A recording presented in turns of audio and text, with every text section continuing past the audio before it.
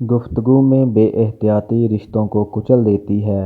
आपके अल्फाज ही आपका अक्स होते हैं और बाद में वजाहतें देने से कुछ भी हासिल नहीं होता।